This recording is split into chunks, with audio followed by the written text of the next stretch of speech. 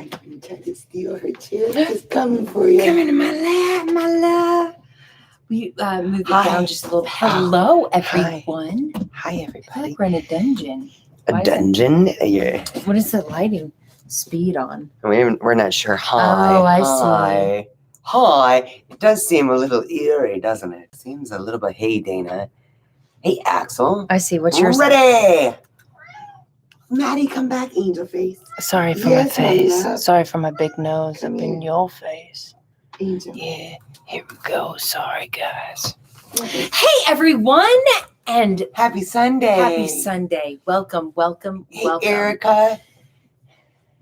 First time joining y'all's podcast. Welcome to the podcast. Welcome to the podcast, guys. Welcome to Back in the Closet with the Two Crazy Cat Ladies. As you can see, we are literally in our closet, and that's because it has the best acoustics, and it's funny. Sound, it's funny. Noise dampening clothing everywhere.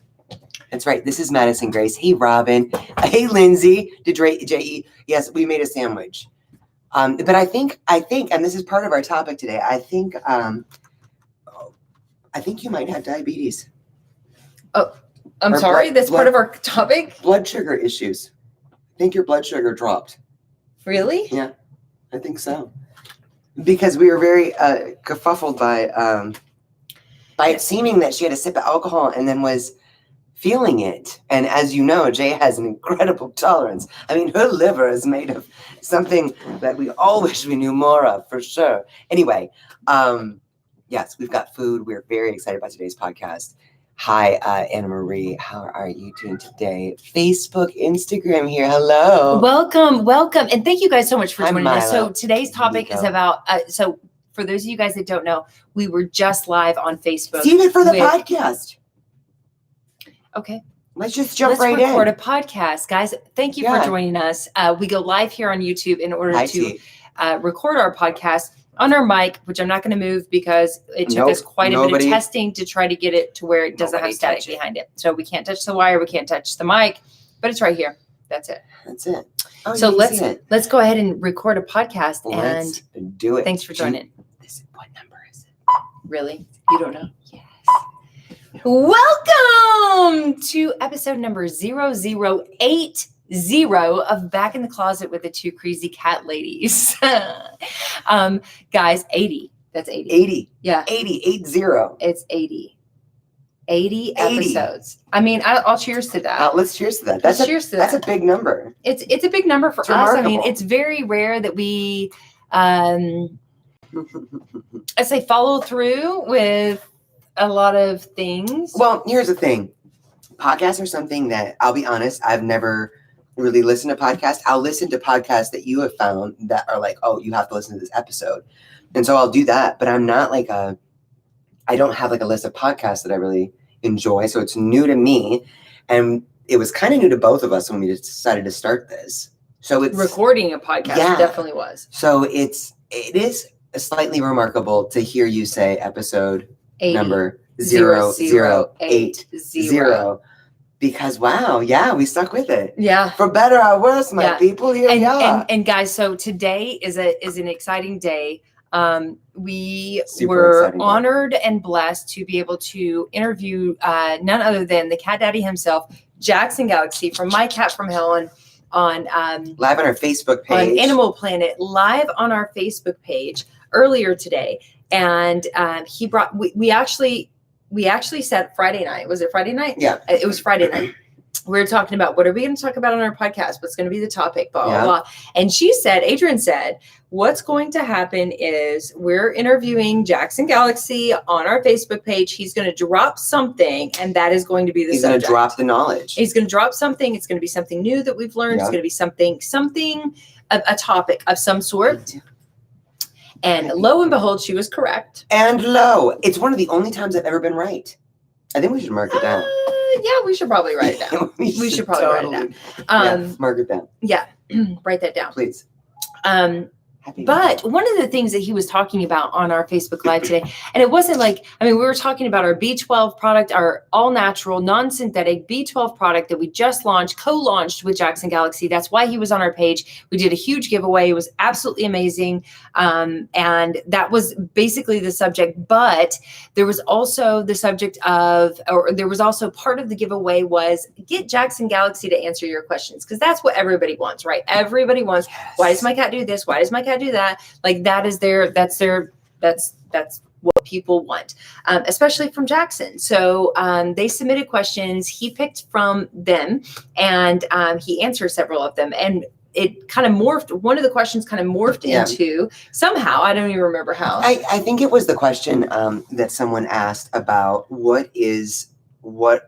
what do you look for as far as normal behaviors for a cat? Oh, what is considered a normal personality for a cat? Normal personality, right? Right. And I think earlier in the interview, we were talking a little bit about how cats. He was saying how cats are individuals, and basically, they're like people. He said every time you ask a question like that, what is the normal behavior or personality for a cat? Substitute human in there, or from cat, like take cat out and put in human. Like what's the normal, what is considered normal for a human personality? And it's like, I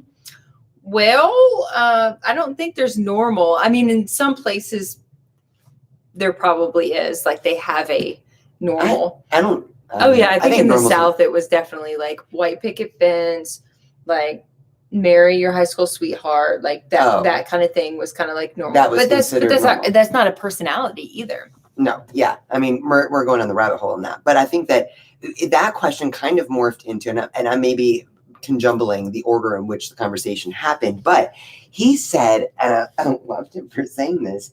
He said there are very few things that piss him off, and one was this op-ed that he read in the New York Times, basically talking about this woman saying that she was so upset that pet owners called themselves pet parents, and how they're not parents. It is not parents. Like if you were a parent, you were raising a child to become part of society, to give back to the world and to do something, blah, blah, blah. And so you cannot call yourself a parent if you are a pet guardian, right? If you are raising an animal. Well, and let's take it back a notch, because I think that both of us were raised in an environment where pets were considered property. It was a pretty big stretch to call them part of the family necessarily. Right. It never happened in my life. It never. And like Jackson said, he said he'll be writing stuff and even in like edit the program in which he is writing will autocorrect or tell him that he's wrong. If he refers to an animal as a he or a she, it will make him put in there that it's an it. And it reminded me how many times we've heard it's a cat. It'll be fine. Yeah. We're going away for the weekend. It's a cat. It'll be fine.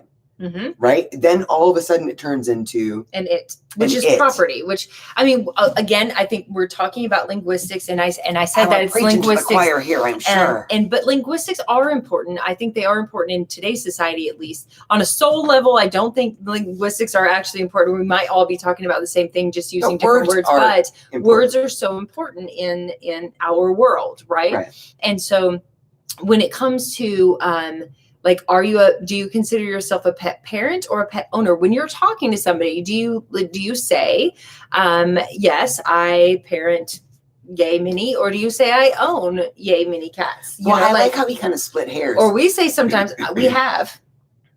Yeah, true. Oftentimes it's we're owned by, right?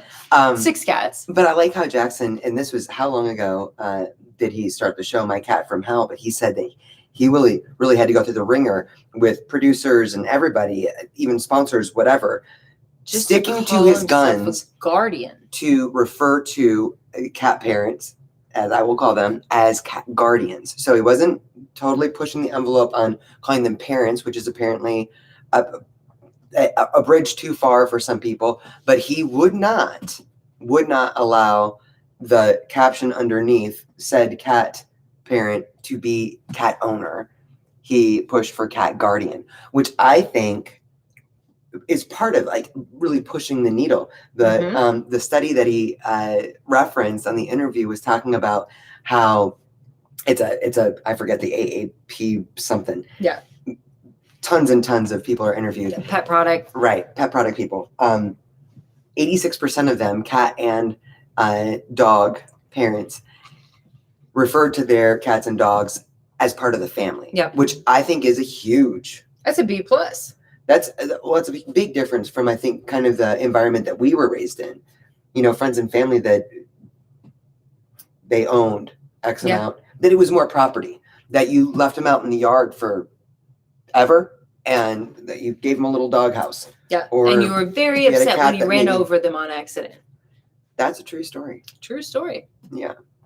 So I think it's interesting, though, to think about it. I know it's, for so many of us, it's basically like,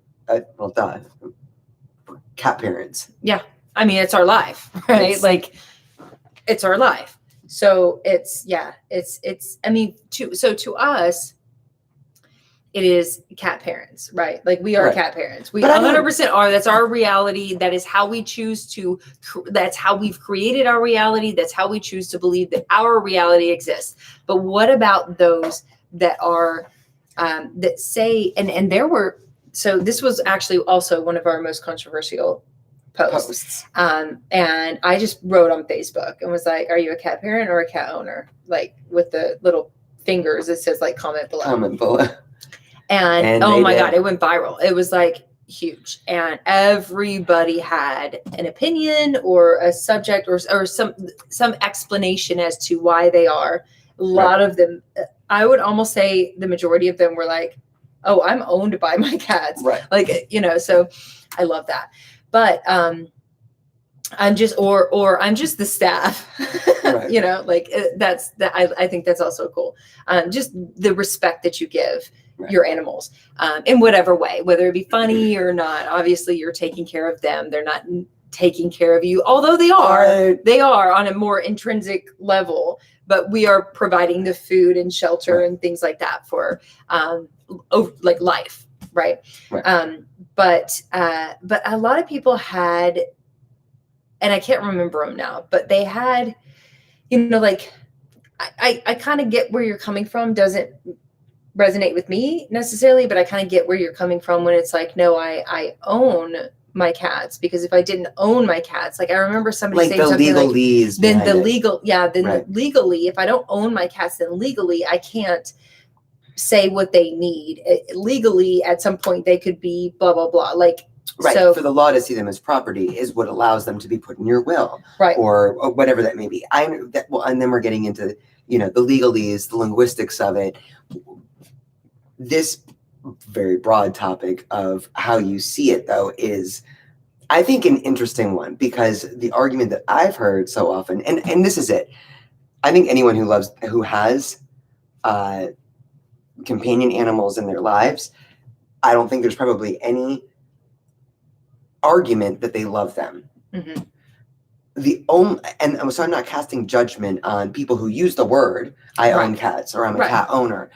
I'm not casting judgment on that. The only thing that irks me is when you see someone treating an animal like property. Right.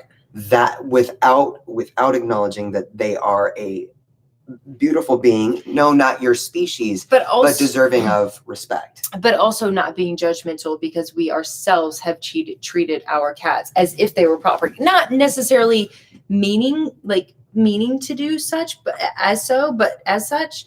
But there have been several times where I don't know exactly if you would, whatever, but we have not been the best cat parents, right? I don't think we've always treated our cats back in the day, before we knew better, because when you know better, you do better. But before we knew better, our cats were like, oh, and then you gotta do this. And then it's, like we didn't treat them as if they were family. We treated them as something that we owned, that we had to take care of. Like, oh, we got to change the oil in the car. Oh, we got to feed the cats. Oh, it's once a week. We got to scoop the litter.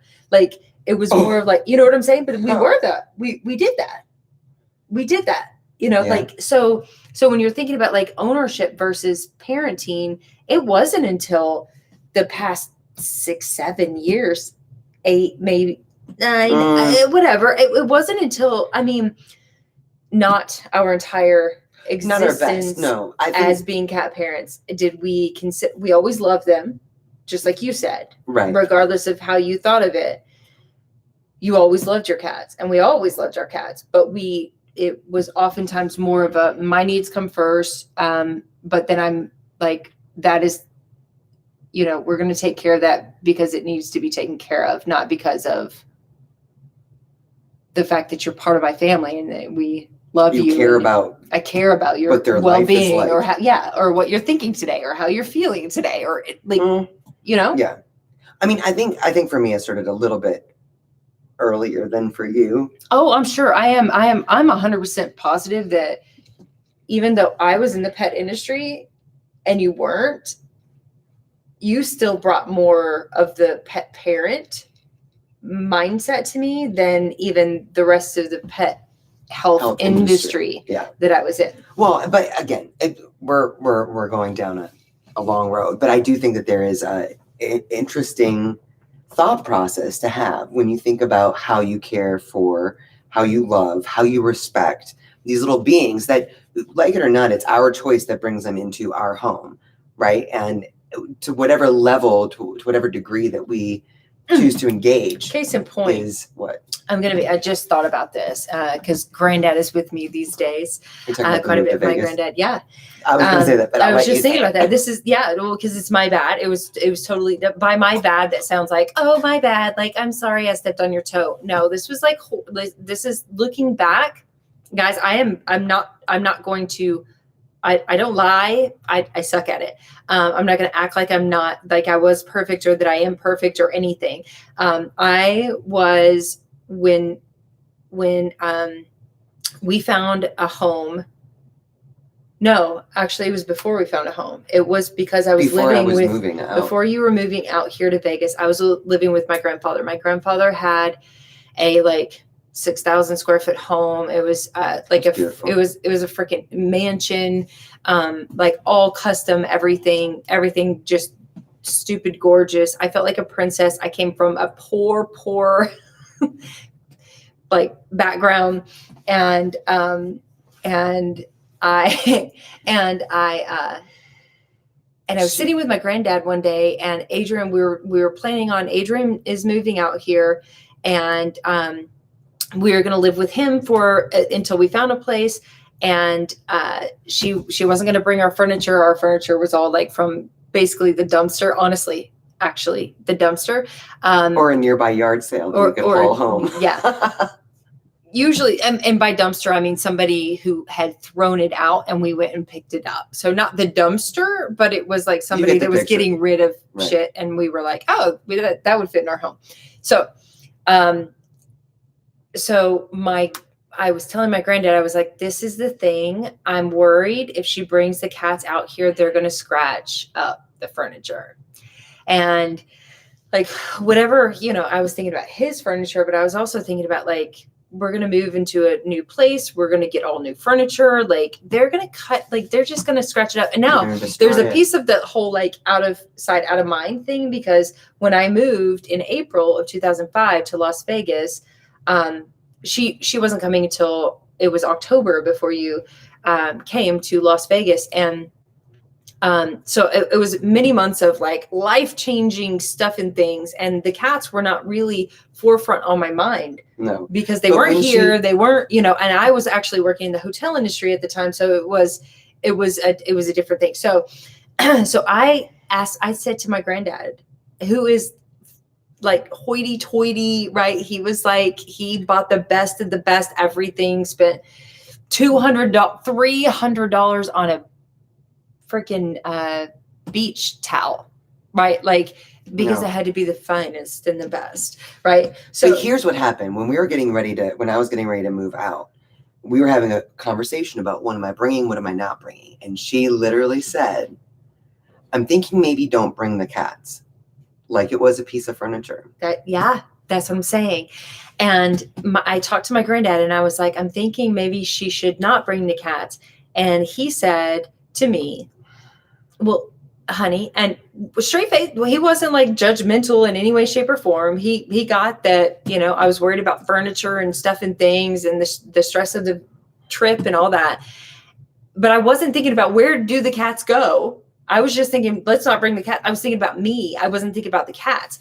And he said, well, so here's the thing, when it comes to the furniture and it comes to the things that you purchase and the things that you buy for your home, you really just have to judge what is more important. Is it your furniture or is it your cats? And it was like a gut like punch to me all of a sudden. I was like, oh, you're right. Like, I actually really love my cats.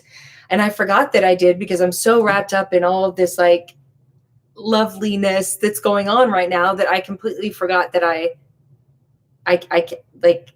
actually love my cats more than I love furniture. And yeah, so all to say, I think that's when the change really started happening. Yeah, that's what I was thinking. Yeah. Because that was a pivotal moment for us. Yeah. Because the cats were front and center still in my life. Yeah. In our little hobbit you hole. Were in like complete control, like you were the only parent of them for those like 8 months or whatever. Well, I don't think it was that much, but it was, yeah. And the thought of not bringing them was maybe I'm not going moment, it was a conversation. So I think that it was very helpful, especially, I always think this is a helpful thing. I think Jackson is that to a lot of people talking about the interview today, where it's one thing we can have conversations within an echo chamber. And it's like, this is what I think. Yeah, well, this is what I think. But you hear someone outside of that echo chamber say something that like Granddad did for you. You hear someone outside of it, put it in a different way or help you understand someone else's perspective better. And then suddenly it clicks. Yeah. And that's what Jackson's doing. Yeah. And I think that, that's where what he was saying about the linguistics do matter is because it does kind of trigger. It can, just like my granddad's linguistics, that what he said to me really triggered that whole like what. And over the years, like, we've just gotten better and better and better. And now I would not even think for a second I would give up this entire home, every actual possession I own for my family, which is you and the cats. Like, I would give everything for one of them. Done. Not a question, but you see that evolution of kind of better understanding, yes, I realize I love them, but more and more people every day are seeing them more, seeing our pets more as a family than as a possession or as and that I think something that we own. Yeah, is a good transition. And the other thing that I wanted to mention that I thought was so profound, and you guys know our motto is learn, share, grow, and obviously we're pretty raw and real about what we've learned along the way. But what I love that he said today, and I think is just so important for people to consider or even put into those linguistics, is that our cats deserve consent. I thought that was such a great way of, we can write blogs all day about building trust with your cat, how to handle it when company comes over. What do you do with this? Or what do you do with that? How do I handle a cat that's hissing? How do I handle a cat that runs or that's scared? The way that he said it and explained it, talking about cats deserve pets, I think is what he said, but pets deserve consent, is that right? If you've got a cat, each cat is an individual. They're going to have different personalities. We get to learn our cats. We were reading through some of the comments. I like afterwards. That you said we get to learn our cats, and I love that. It's so true. Yep. We have to make a choice to learn our cats. I think it's an honor. We invite them into our lives, into our homes. And it doesn't stop there. It's not like, oh, this is a nice little couch loaf to have here looking pretty and snuggles me at night.